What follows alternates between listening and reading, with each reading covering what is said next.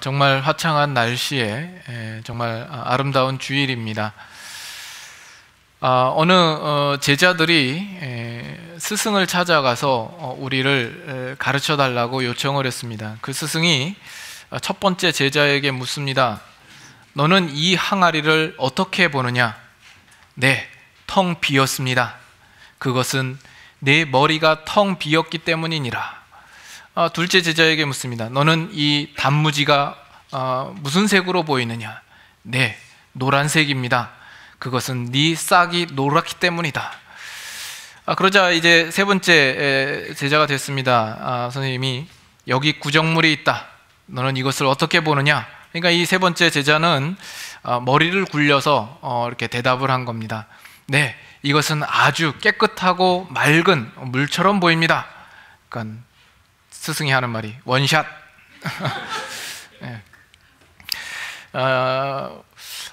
예수님은 그 제자들의 스승이시죠. 그러나 이렇게 일관성 없는 선생님이 아니셨습니다.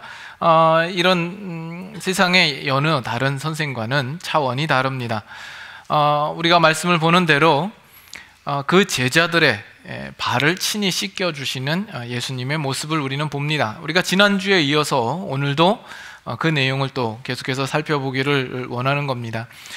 우리는 지난주에 예수님께서 발 씻어주시는 이 사건이 예수 그리스도께서 십자가를 지시고 우리를 위하여서 대속해 주시는 그 사건과 전혀 동떨어진 별개의 사건이 아닌 것을 확인했습니다. 그것은 전적으로 예수 그리스도의 십자가 사건과 연결되어 있는 사건입니다.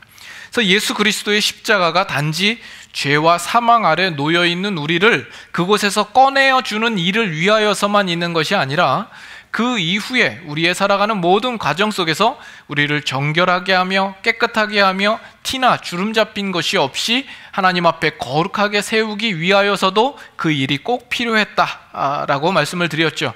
그래서 이것을 예수님께서 그 제자들에게 분명히 하시기 위하여서 친히 그 제자들의 발을 씻기는 모습으로 가르치시고 있는 것입니다. 근데 오늘 본문 내용을 보면 14절에는 이렇게 나옵니다. 내가 주와 또는 선생이 되어 너희 발을 씻었으니 너희도 서로 발을 씻어주는 것이 옳으니라 이렇게 말씀하시고 15절에는 내가 너희에게 행한 것 같이 너희도 행하게 하려 하여 본을 보였노라 이렇게 말씀합니다.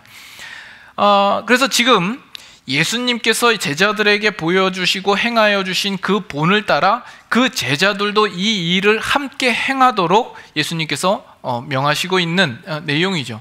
이것은 예수님의 제자들을 향하여서만 주시는 부탁이 아니라 오늘 예수 그리스도를 믿고 따르는 우리 신자된 우리 모두에게 예수님께서 부탁하시며 요구하시며 명령하시는 그런 내용이라 생각을 합니다. 그러나 우리가 이것을 너무 쉽게 생각해서는 안 될 겁니다. 자, 예수님께서 우리에게 이렇게 부탁하셨으니까 이제부터 우리가 겸손하게 다른 사람을 섬기자, 구제하자, 봉사하자 이렇게 단순하게 결론 내릴 문제가 아닙니다. 왜냐하면 지금 예수님께서는 이 말씀을 하시고 나서 이것을 어디로까지 확대하여 말씀하시고 있느냐 하면 20절을 보시죠. 20절을 보시면 내가 보낸 자를 영접하는 자는 나를 영접하는 것이요 나를 영접하는 자는 나를 보내신 이를 영접하는 것이니라 이렇게까지 이야기를 합니다. 이해하시겠죠? 지금 내가 보낸 자를 영접하는 것은 곧 나를 영접하는 거고 나를 영접하는 자는 나 보내신 이를 영접하는 것이라 이렇게 말씀을 하고 있는 거예요. 즉 다시 말해서 예수님께서 이 제자들에게 발을 씻겨주시고 그것을 명하시는 것은 다른 사람에게 가서 무언가를 그저 해주는 정도의 문제가 아니라 니들이 하는 이 일들을 통하여서 너희들을 보낸 자가 누구인지를 알게 하며 그 사람으로 하여금 예수 그리스도를 영접하게 하는 자리까지 이르게 해야 할 것이다 라는 것을 이야기합니다. 그러므로 제자들은 그들이 대하는 어떤 대상과 예수 그리스도와 연결되는 그 자리에 놓여 있을 것을 말씀하고 있는 겁니다. 그렇다면 우리가 이것을 어떻게 하라는 이야기로 받아들여야 할까요? 이것을 우리가 차차 오늘 내용을 통하여서 생각해 보기를 원하는 겁니다. 예수님께서 제자들의 발을 씻기는 이 사건을 보면서 이런 생각을 해봅니다. 예수님께서 왜 친히 제자들의 발을 씻겨 주셨을까요? 제자들이 혼자서도 얼마든지 씻을 수 있지 않았겠습니까? 굳이 누군가가 발을 씻어줄 필요가 없지 않았겠냐라는 거예요. 그렇다면 그 발을 깨끗이 씻어야 될 필요성이 있다면 예수님께서 얼마든지 제자들에게 너희가 앞으로 살면서 발이 계속해서 더러워질 것이니까 너희는 그 발을 깨끗이 씻도록 해라, 이렇게 명령으로 해주셨어도 될 일을 왜 굳이 예수님께서 나서셔서 그 제자들의 발을 씻겨 주셨어야만 했냐라는 겁니다. 그 이유는 제자들이 스스로 발을 씻을 수 없기 때문이었을 겁니다. 혼자서 발을 씻을 수 없는 경우는 어떤 경우입니까? 내가 어떤 몸 거동이 힘들거나 아니면 어떤 장애가 있을 경우에, 또는 이런 경우를 봅니다. 이렇게 배가 나와서 뚱뚱하신 분들은 자기 발톱을 자기가 못 깎는다라는 이야기를 들었습니다. 발톱이 보이지도 않고 발톱까지 손이 닿질 않는 거죠. 그래서 그런 사람들은 뭐 발을 씻는 것이, 혼자서 씻는 것이 불가능하리라 생각을 합니다. 그러나 그것보다 더 중요하게 모든 것이 갖추어져 있다 할지라도 그 발을 씻을 수 없는 아주 중요한 경우가 하나 있는데, 그것은 씻을 물이 없을 경우에는 씻을 수 없을 겁니다.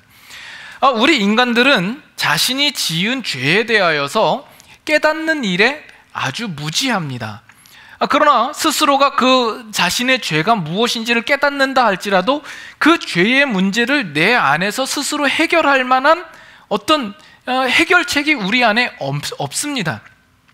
죄의 문제에 대하여서 우리 스스로 그 죄를 깨끗이 할 만한 근거가 우리 안에 있습니까? 없다라는 것입니다.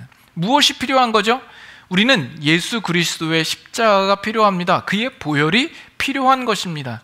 그래서 우리는 예수 그리스도의 십자가가 절대적으로 필요한 사람들이고, 예수님도 그런 우리의 필요를 아시기 때문에 우리를 위하여서 친히 십자가에 못 박혀 죽으신 것이죠.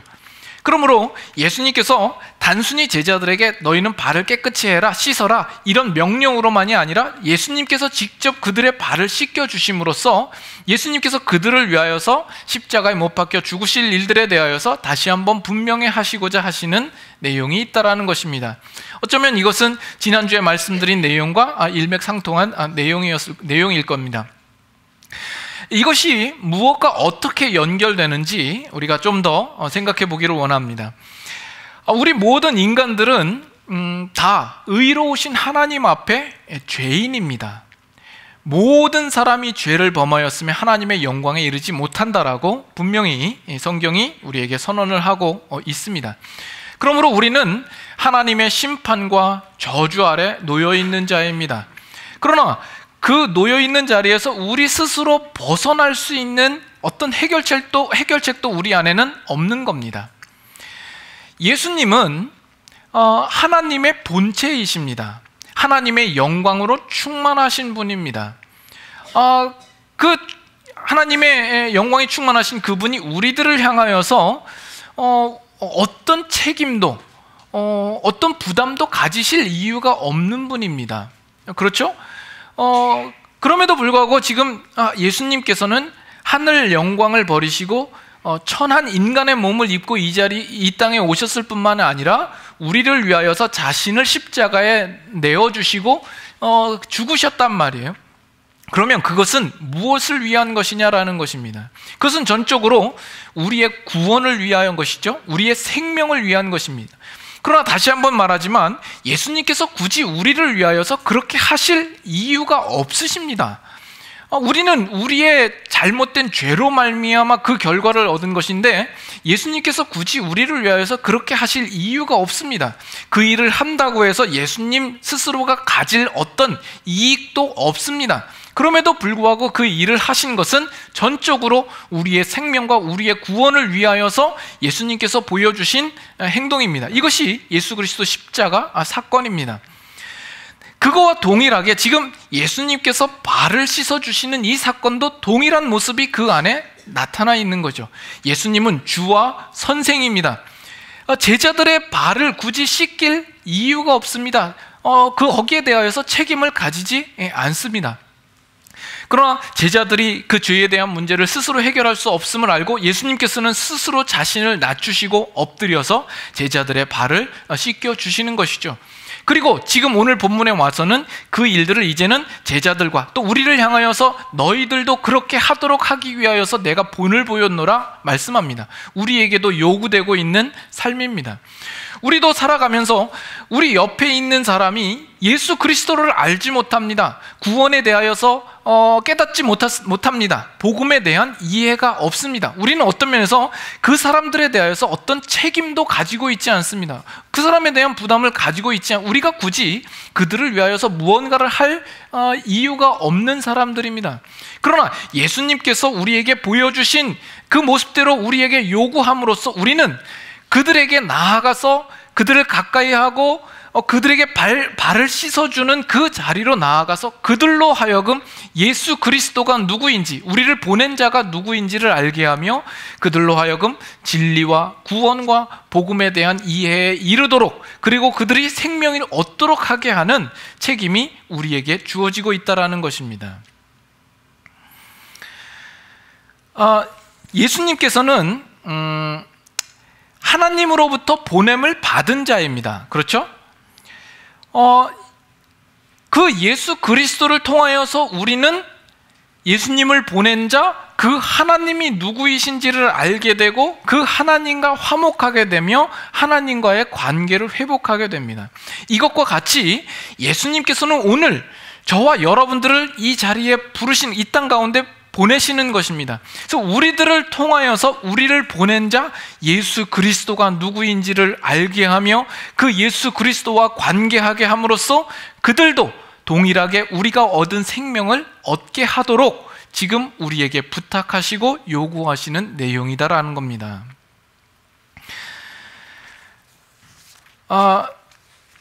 별로 감동이 없으시죠? 예수님께서 이 땅에 오셔서 우리를 위하여서 하신 일이 뭡니까? 그 하나님 앞에 우리가 얼마나 더러운 죄인인가를 확인시키는 것입니까? 우리는 얼마나 사망 가운데 놓여 있어서 거기서 헤어날 수 없는 구제불능과 같은 존재인가를 우리에게 지적하고 우리를 확인시키는 것이 목적입니까? 물론 우리가 예수 그리스도를 알고 신앙 안에 들어오면 우리의 죄의 문제가 얼마나 심각하고 그것이 더러운가에 대해서 우리는 분명히 인식하고 깨달아 알아야 합니다. 그러나 그것을 확인하는 것 자체가 예수님께서 오신 목적이 아니라 예수님께서는 우리의 편이 되어 주셔서 우리를 위하여서 친히 자신을 내어주시고 십자가에 대속하시는 그 자리에 나아가서 자신의 목숨을 버리시면서까지 우리를 그 자리에서 나와 하나님의 영광스러운 복된 자리에까지 이르게 하도록 하는 것이 예수님의 궁극적인 목적이다라는 겁니다. 이것을 우리가 기억할 필요가 있습니다. 제가 이것을 왜 이야기를 하냐 하면 우리는 신앙생활을 하면서 종종 예수님께서 보여주신 이 궁극적인 목적의 자리까지 미치지 못하는 경우들이 훨씬 다반사이기 때문에 그렇습니다. 여러분들이 신앙생활을 하면서 특별히 교회 안에서 신앙적으로 누군가를 이렇게 꾸짖을 때 그 사람을 사랑하고 그 사람을 살리기 위한 목적이라면 얼마든지 그 일은 있을 수 있다고 봅니다. 마치 여러분들이 가정에서 여러분의 자녀들을 사랑하죠. 그러나 그 자녀가 고집을 피우며 철없는 행동을 할 때에는 그냥 놔둘 수 없고 매를 드는 것과 같이 우리에게도 어떤 면에서는 그 일들이 필요할 것입니다. 그러나 우리들은 예수님께서 궁극적으로 목적하신 그 자리까지 미치지 못하고 그저 다른 사람의 죄를 확인하는 데에만 미치는 화근하는 데에만 그치는 그런 모습일 때가 많다라는 겁니다. 너 신앙생활 그렇게밖에 못해? 당신은 참 진리를 몰라, 구원을 모르고 복음을 이해하지 못해. 네가 그러고도 신자야? 너는 틀렸어. 이것을 확인을 할 뿐만이지, 그 사람을 예수님께서 보여주셨던 그 모습처럼 우리가 그를 이끌고 생명의 자리까지, 영광의 자리까지 이끌고 갈 마음이 없을 때가 많다라는 겁니다. 많은 경우 내 옆에 부족하고 연약한 사람이 있다면 그 사람이 처해 있는 자리로 함께 나아가서 내가 낮은 모습으로 그를 어떻게든 온전한 자리까지 이끌게 하고자 하는 마음이 없이 그저 네가 지금 있는 자리는 더러운 곳이야, 네 발은 지금 더러워, 이것을 확인한 정도에 그칠 때가 많다라는 거죠. 어떤 경우는 내 열심에 사무쳐서 다른 사람의 그 실수를 용납하지 못하는 경우가 있죠. 자신의 열정을 가지고 막무가내로 락슨물 풀어서 거기에다가 발 담그고 아주 때가죽을 벗겨내고 아주 떼낀 발톱은 벤치로 빼내야만 어떤 적성이 풀리는 어떤 그런 모습으로 덤벼드는 그런 경우들도 종종 있습니다. 그러나 예수님께서 오늘 제자들에게 본을 보이시며 우리에게 부탁하신 내용과 어떻게 다른가 우리는 생각해 보아야 할 것이다라는 겁니다. 고린도 후서 2장 한번 보겠습니다. 고린도 후서 2장 14절.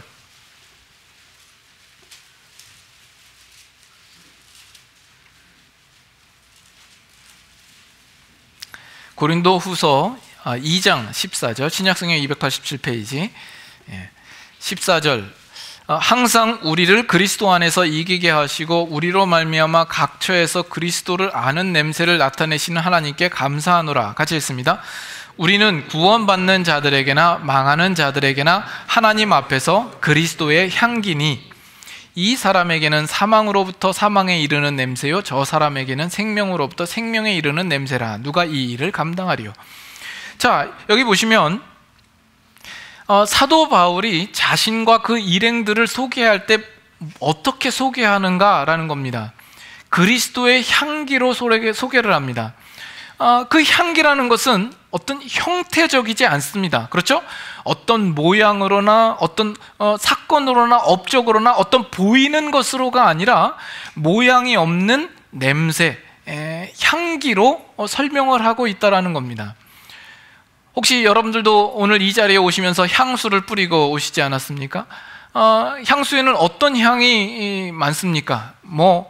솔잎 향도 있고, 자스민 향도 있고, 또 코스모스 향도 있을 거 아닙니까?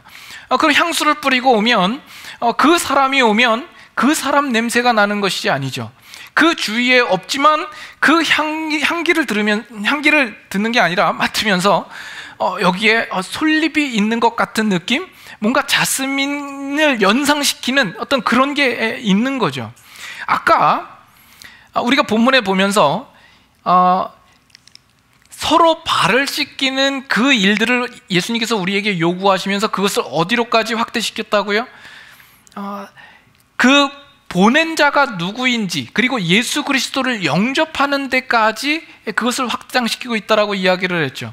그래서 우리는 예수 그리스도의 향기 같은 자들이 되어야 한다는 겁니다. 그래서 우리가 가면 그 사람이 나를 보거나 내 냄새가 나는 것이 아니라 나를 통하여서 예수 그리스도를 연상시키고 내가 서 있으면 내 뒤에 예수 그리스도가 서 있는 것과 같은 그런 모습을 보여주어야 할 것이다라는 겁니다.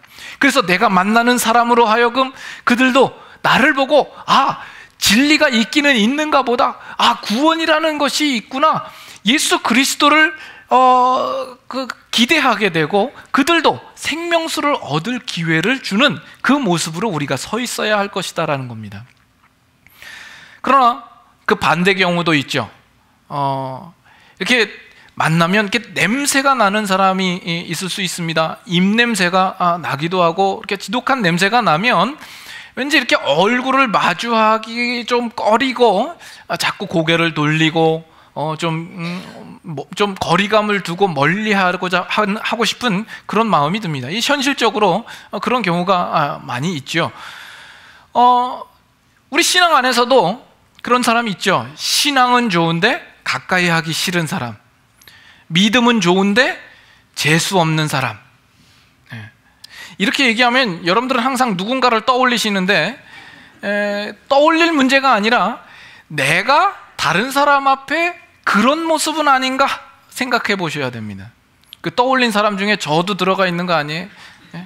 가끔 보면 저를 많이 미워하시는지 멀리 하시는지 그런 경우가 있으신데,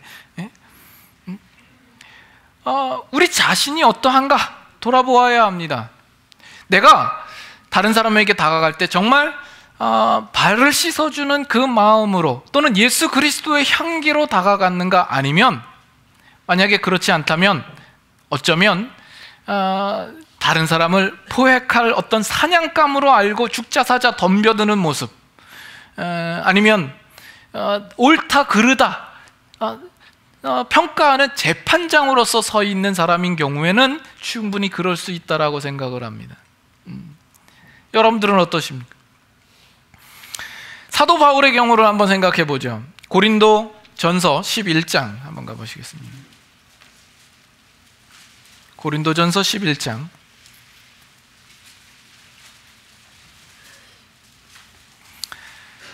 고린도전서 11장 1절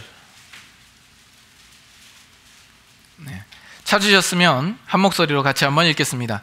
내가 그리스도를 본받는 자가 된 것 같이 너희는 나를 본받는 자가 되라. 내가 그리스도를 본받는 자 된 것 같이 너희는 나를 본받는 자가 되라.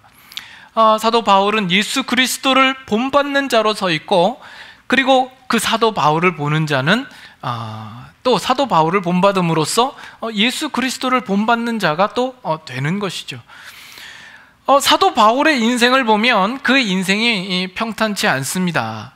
가는 곳마다 시험이 있고 위협이 있고 핍박이 있습니다. 돌에 맞기도 하고 매를 맞기도 하고 강의 위험과 여러 수고를 담당합니다. 또 옥에 갇히기도 하지요. 그러나 옥에 갇히는 일로 사도 바울은 그 일들에 대해서 억울해하지도 않고 구차히 여기지도 않고 오히려 그 일을 기뻐합니다. 그래서 그 전 인생은 그 만나는 영혼들로 하여금 예수 그리스도께로 인도하고 그 영혼이 하나님 앞에 온전히 설 수 있는 그 일들을 위한 것이라면 자기의 삶을 얼마든지 기꺼이 내어드릴 수 있다라는 그 마음 자세로 살고 있는 것이죠. 사도 바울의 어떤 삶이 지금 예수님께서 본을 보여주시고 부탁하신 그 삶을 살아내는 그런 모습이 아닌가 생각을 합니다. 우리는 사도 바울의 모습을 보면서 그 뒤에 서 있는 예수 그리스도를 보게 되는 것이죠. 골로새서 1장 24절, 골로새서 빌립보 다음에 있습니다. 골로새서 1장 24절 324페이지, 골로새서 1장 24절 같이 한번 또 읽겠습니다. 나는 이제 너희를 위하여 받는 괴로움을 기뻐하고 그리스도의 남은 고난을 그의 몸된 교회를 위하여 내 육체에 채우니라. 여기도 보세요. 너희를 위하여 받는 괴로움을 기뻐하고 또 그의 몸된 교회를 위하여서 그리스도의 남은 고난을 내 육체에 채우고 있다라는 겁니다. 그래서 지금 예수 그리스도께서 친히 제자들의 발을 씻기는 그 모습이 이 사도 바울의 삶을 통하여서 나타나 있다라고 우리는 생각할 수 있죠. 하나 더 볼까요? 빌립보서 1장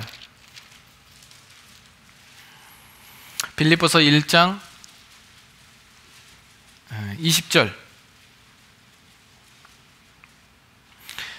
빌립보서 1장 20절 다 같이 한번 읽겠습니다. 나의 간절한 기대와 소망을 따라 아무 일에든지 부끄러워하지 아니하고 지금도 전과 같이 온전히 담대하여 살든지 죽든지 내 몸에서 그리스도가 존귀하게 되게 하려 하나니. 여러분, 사도 바울이 신구약을 통틀어서 참 하나님의 귀한 일꾼으로 우리는 여겨지고, 특별히 복음 증거하는 선교사로서는 아주 큰 일을 담당한 하나님의 사도로 여겨집니다. 그렇다면 이 사도 바울이 가진 그의 사는 삶 가운데서 궁극적인 목표와 그가 가진 비전이 무엇이었을 거라고 여러분 생각합니까?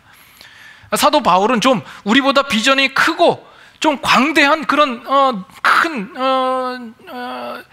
위대한 비전을 가졌을 것이라 이런 생각을 하지 않습니까?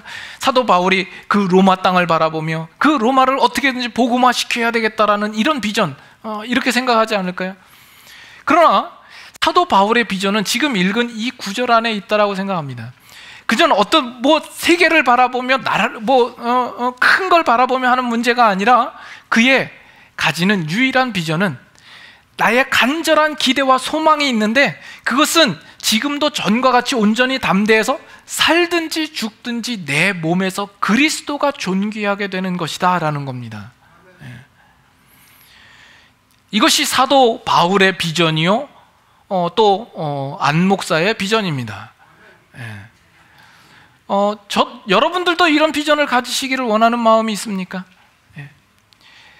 허무맹랑한 비전 가지지 마시고 이 땅을 그리스도의 피로 물들게 하자, 오늘 이 땅에 그리스도의 계절이 오게 하자, 그런 비전 말고 여러분들이 살아가는 신앙 인생 속에서 여러분 각자가 이 비전을 가지고 살아야 합니다.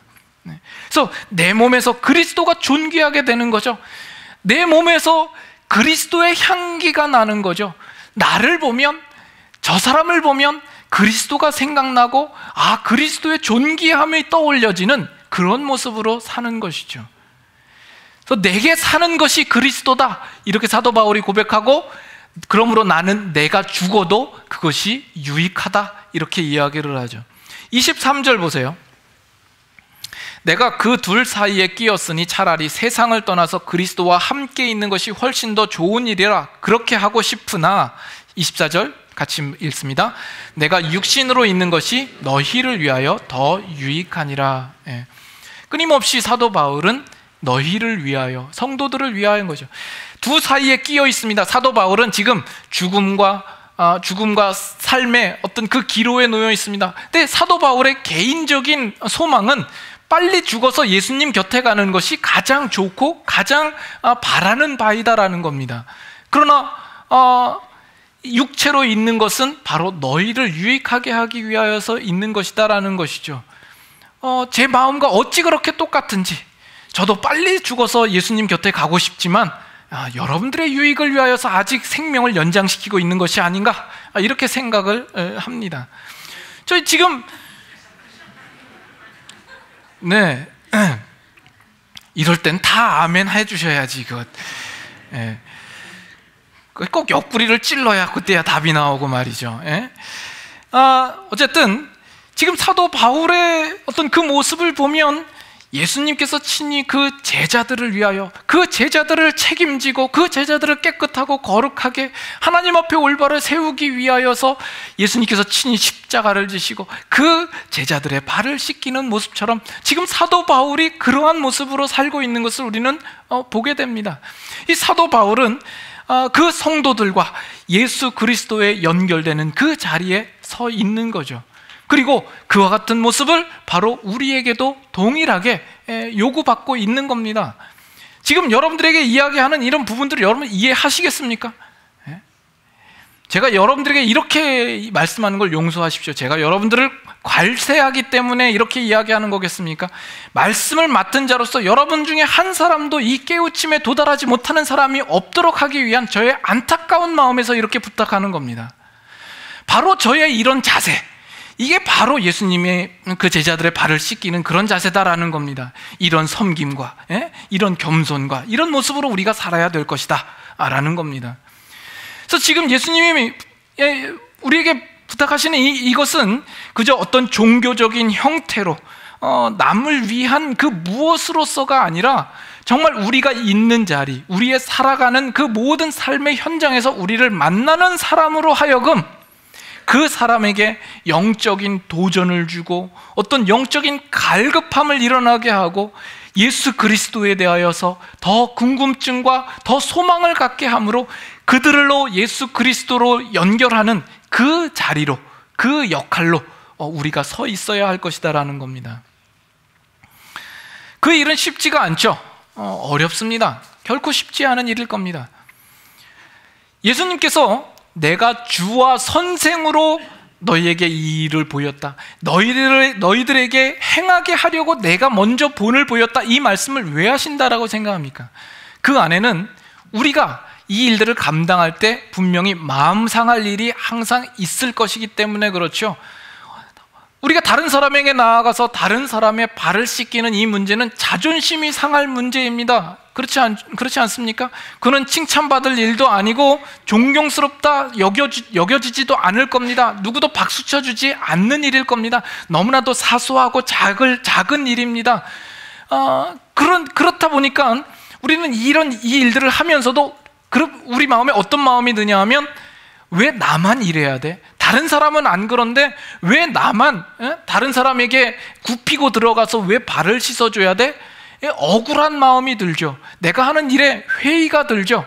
그럴 때에 바로 예수님께서 주와 선생으로 그 제자들의 발을 씻겨주신 그 모습을 우리가 기억하고 예수님이 그렇게 하셨다면 우리라고 왜 못하겠는가, 이 생각을 하라라는 것이죠. 우리가 그렇게 산다고 세상에서 우리를 인정해주지 않습니다. 대접해주지 않습니다. 오히려 우리를 괄세하고 우리를 천대할지 모릅니다. 그러나 그럴 때에 예수님께서 그 제자들의 발을 씻겨주신 그 사실을 기억하라라는 것이죠. 예수님께서 친히 그 십자가를 지시기 위하여서 이 땅에 낮은 몸을 입고 오신 그 사실을 기억하라라는 거죠. 그래서 예수님이 지금 요구하시는 이것은 우리로 하여금 십자가를 지라라는 요구와 방불합니다. 아무든지 나를 따르려거든 자기를 부인하고 자기 십자가를 지고 나를 따르라라고 예수님이 말씀하시죠. 예수님께서는 우리의 죄를 대속하시기 위하여서 십자가에 지셨습니다.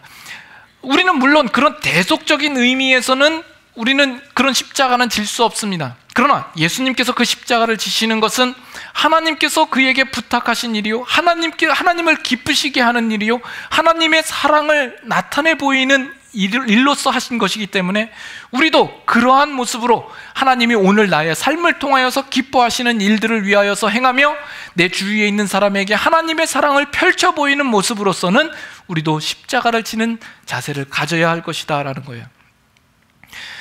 십자가를 진다 그러면 우리는 이렇게 먼저 생각을 합니다. 내가 더 헌신해야 되고 내가 더 희생해야 되고 하나님 앞에서 내가 더 열정을 내고 내 스스로 분발하고 나를 추스려서 뭔가 더 신앙적으로 행해야 될 것 같은 마음을 가집니다. 물론 그렇죠. 그런 것이 분명히 있습니다. 그러나 여기 한 가지 더 오늘 더 생각해야 할 것은, 예수님께서 우리를 위하여서 십자가를 지셨던 모습 속에서 보면 예수님께서 하나님을 기쁘시게 하기 위하여서 하나님께로부터 받은 그 사명을 완수하시기 위하여서 십자가를 지신 것뿐만이 아니라 죄인된 우리들을 위하여서 십자가를 지셨다라는 부분입니다. 그러므로 우리도 십자가를 진다라는 의미는 나 하나를 바로 세우고 나만 추스려서 되는 문제가 아니라, 십자가를 진다라는 그 의미 속에는 내 옆에 있는 형제와 자매들을 함께 책임지는 자세가 그 안에 포함되어 있다는 것 또한 여러분들이 이해를 하셔야 할 것이다라는 겁니다. 예수님께서 친히 발을 씻어주신 것과 같이 우리도 형제에게 나아가서 그에게 낮은 모습으로 찾아가서 그들에게 그 생명에 이르도록, 참 진리에 이르도록 함께 하는 것, 그렇기 위하여서 내가 희생하고 내가 낮아지는 것, 그것이 십자가를 지는 모습일 겁니다. 우리는 다 예수님을 믿는 신자라면 우리는 십자가를 통과한 자들입니다. 십자가를 경험한 자들입니다. 그렇죠? 우리는 예수 그리스도의 십자가를 아는 자들입니다. 그러나 그저 십자가를 아는 것, 내가 고백할 줄 알고 내가 시인하는 것 정도로 그쳐서는 안 되고, 이제는 그 십자가를 살아내는 자리로 우리를 요청하고 있다라는 거예요. 우리는 십자가의 삶을 살아야 합니다. 그 일은 자존심 상하는 일이죠. 남들 앞에 죽어져야 되고 남들의 보기에는 어리석어 보이고 바보 같은 삶일지 모릅니다. 그러나 우리는 기꺼이 그 자리로 나아가서 옆에 있는 형제, 옆에 있는 영혼을 책임지며 그들로 하여금 예수 그리스도를 알게 하고 참 생명과 진리로 복음으로 인도하는 그 역할들을 감당하는 자세와 그 삶으로서 우리가 살아야 할 것이다라는 겁니다. 오늘날 교회에 생각해 볼 때 이런 모습이 얼마나 있는가 우리는 생각해 보아야 합니다. 교회 안에 설교도 있습니다. 교육이 있고 훈련이 있고 봉사도 있고 우리가 함께 모여서 기도도 하고 전도도 하고 선교도 합니다. 그러나 그 속에 참다운 예수 그리스도의 향기를 찾아볼 수 없고 우리가 서로 발을 씻는 이런 모습들이 우리에게 나타나 있지 않다면 그것처럼 교회에 비극이 없다라고 생각을 합니다. 우리는 지난주에 선교 후원 바자회, 음식 바자회를 했습니다. 저 개인적으로 그 바자회 진행되는 과정을 보면서 참 감사히 여겼습니다.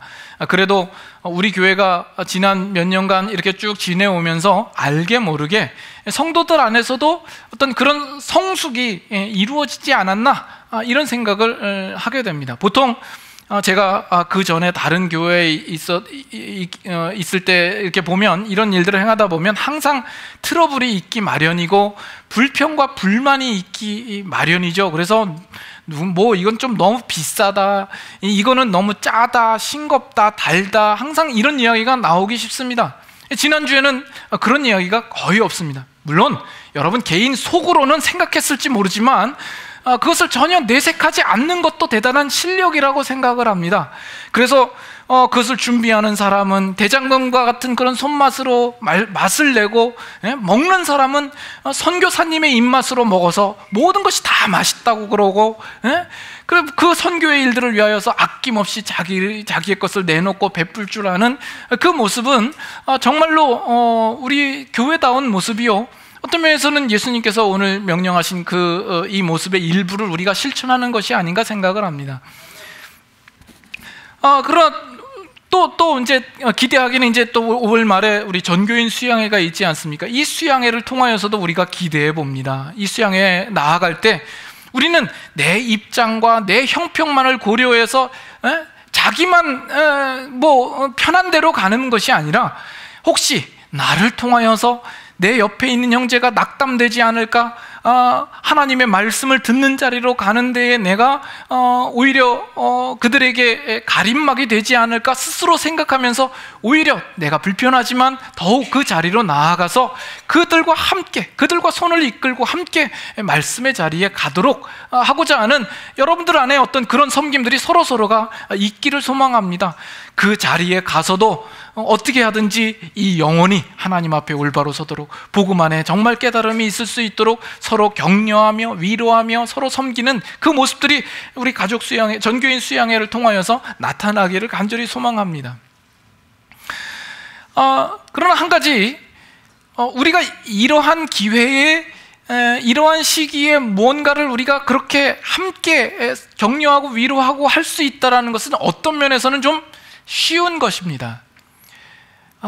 지난주에 그렇게 열심을 내고 수고하신 분들이 있는데 쉽다고 그러니까 조금 마음이 서운하실지 모르겠습니다만, 쉽다라는 것, 어떤 면에서라고 이야기를 했죠. 어떤 면에서 그러냐면 그것은 우리가 하는 어떤 특정한 행사와 어떤 시기를 두고 하기 때문에 그 시기에만 우리가 조금 더 수고를 하고 조금 더 열심을 내면 우리가 가능한 일입니다. 그러나 그것보다도 지금 우리에게 요구하는 것은 우리의 매일매일의 삶 속에서, 우리의 전 인생 속에서 우리에게 요구하고 있는 것이기 때문에 이것은 훨씬 우리는 더 중요하게 생각해야 할 문제라는 겁니다. 남들이 보지 않는 곳에서 나의 삶의 그런 작은 부분에서 우리는 이 일들을 감당해야 할 것이다라는 거죠. 우리 교회에 여러 이렇게 다락방이 있고 또 거기에 순 리더가 있습니다. 우리 순 리더들에게 오늘 이 말씀은 좀 더 이렇게 구체적으로 적용될 만한 내용이 아닐까 싶습니다. 저는 개인적으로 우리 순 리더들에게 상당히 미안한 마음을 항상 가지고 있습니다. 정말 힘든 일이죠. 그 다락방 우리 순원들을 챙기는 것이 얼마나 어렵습니까? 그런데 그 일들을 좀 더 지치지 않게 재미있게 감사하게 어떻게 하면 할 수 있을까 고민을 하는데 아직까지도 그 순 리더에게 그 부분을 제가 제공하지 못하는 아쉬움과 미안한 마음을 항상 가지고 있습니다. 제가 드리지는 못하지만 오늘 이 말씀을 통하여서 우리 이곳에 있는 우리 순 리더들은 힘을 얻고 돌아가실 수 있기를 바랍니다. 예수님께서 보여주신 모습이요, 우리 순 리더들이 정말 그 자리에서 실천할 수 있는 일들 아닙니까? 우리 순원들을 위하여서 친히 낮은 자리로 가서 그들의 발을 씻기는 것입니다. 이렇게 예수 그리스도를 본받는 것이 우리에게 얼마나 영광이요 축복된 것인지를 분명히 깨달을 수만 있다면 정말 그 힘든 모든 상황 속에서도 이겨내고 그 일들을 잘 감당해내실 수 있으리라 생각을 합니다. 순 리더뿐이겠습니까? 이 교회에 속한 어떤 직분자들도 마찬가지입니다. 교회 안에 직분자들은 세상의 어떤 직장 속에서의 어떤 계급으로 생각할 수 없습니다. 절대로 여러분 그렇게 생각하셔서는 안 됩니다. 누구보다 우월하고 잘나서 직분자가 되는 것이 아닙니다. 교회 안에서의 직분자는 섬기라고 있는 직분입니다. 제자반이나 사역반을 통하여서 누누이 강조를 하죠. 그래서 일반 성도들보다 더 낮은 자리에서 섬기라고 집사 직분이 있고, 그것보다 더 낮은 자리에서 섬기라고 권사가 있고, 그것보다 더 낮은 자리에서 섬기라고 장로님이 있고, 그렇게 되면 목사는 죽었다 복창해야죠. 그 마음으로 섬기는 겁니다. 더 낮은 자리로 가야 됩니다. 물론 권위가 있습니다. 그러나 권위적이거나 권위주의를 내세우셔서는 안 됩니다. 그 권위도 섬기라고 주신 권위입니다. 그걸 가지고 우리가 섬겨야 합니다. 그래서 교회는 직분자들이 있다면 직분자들은 그 성도들의 신앙을 어떤 면에서는 책임지는 자세로 있어야 합니다. 저 영혼이 예수 그리스도께로부터 벗어나진 않을까? 정말 복음으로 가는 데 있어 어떤 방해 요소는 없을까? 그 영혼들에 대하여서 우리는 늘 관심을 갖고 정말 편하게 신앙생활을 하고, 편하다라는 의미가 아니라 정말 하나님만을 바라보고 신앙생활을 하고 예배에만 집중할 수 있도록 그 밖에 모든 부분들을, 제반사항들을 잘 준비하도록 하기 위하여서 직분자가 필요한 것입니다. 우리 성도들도 마찬가지예요. 성도들도 누군가가 내 발을 씻겨주기를 바라면서 내 발만 내미는 그런 모습이어서는 안 됩니다. 여러분들이 다른 사람보다 한 걸음 더 나와 있는 성도라면 여러분 주위에 나보다 아직 알지 못하고 이해하지 못하는 성도들을 볼 때마다 여러분들이 함께 나아가서 그들의 발을 씻어주는 심정으로 그들 앞에 섬기는 모습으로 서야 되는 것이죠.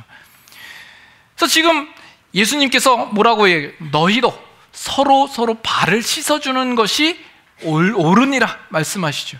교회는 그런 곳이에요. 그래서 우리는 서로가 서로로 발을 씻어주는 겁니다. 그 발 씻어주는 일들을 통하여서 예수 그리스도와 그 사람을 연결하는 겁니다. 그래서 우리는 얽히고 설키고 그런 관계 속에 있어요. 우리가 함께 섬김으로써 결국 예수 그리스도로 다 연결이 되는 겁니다. 그래서 성경에는 비유로 뭐라고 이야기를 해요? 예수님이 모퉁이 돌이 되고 우리는 그와 함께 연결되어 성전을 이루어 간다라고 이야기를 하지 않습니까? 우리 교회 안에 우리 성도들은 다 개개인일 수 없습니다.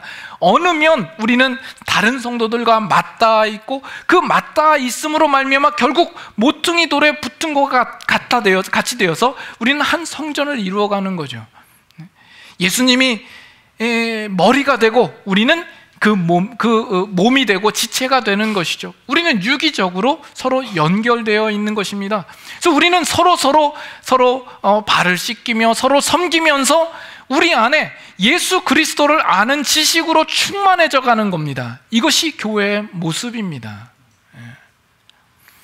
오늘 예수 그리스도께서 신이 우리에게 보여주신 본을 따라 오늘 우리는 어떻게 살아가야 할까 생각하시고 우리가 그 섬김의 자리로 나아가서 우리가 함께 속한 이 교회도 정말 하나님 앞에 아름답게 보일 만한 귀한 교회로 성장하기를 간절히 소망합니다. 예, 우리 함께 같이 찬양하죠.